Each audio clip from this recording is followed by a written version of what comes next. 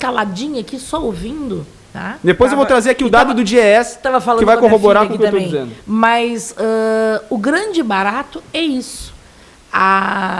Nós temos todo esse problema de formação da esquerda em Santa Vitória, do trabalhador, né, que o André falou ainda há pouco. E daqui a pouco, e eu digo isso inclusive dentro do PT, os partidos vão chegando ao poder e vão se tornando fisiologistas. Isso é da natureza dos partidos. E aí a gente tem uma célula do PCBR, que é um partido comunista se formando no município, com jovens, né?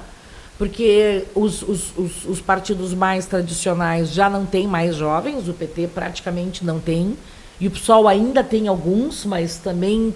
Né? Então é um grande barato isso.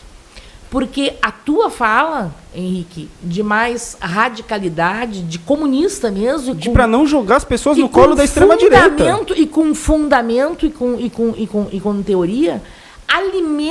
retroalimenta o debate dessa esquerda mais socialista que nós somos. Sim. Então, esse é um grande barato.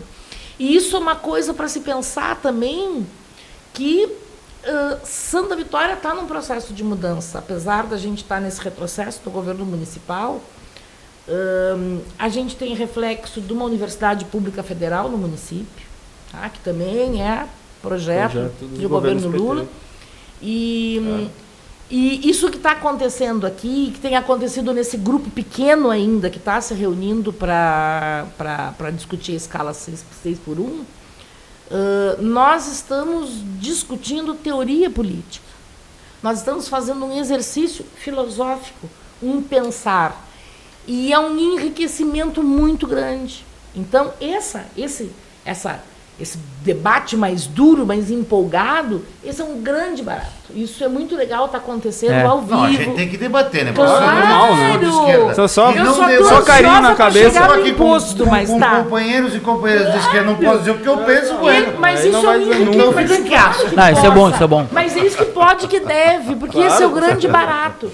Porque a gente está fazendo um debate saudável e teórico e político. Claro. E com super respeito. E com o objetivo todos com o mesmo objetivo. Avançar. De derrubar o fascismo, defendendo sim uma candidatura do Lula do que vem, defendendo sim a luta para elegê-lo, com viés crítico para nós mesmos, uma autocrítica da nossa formação de esquerda.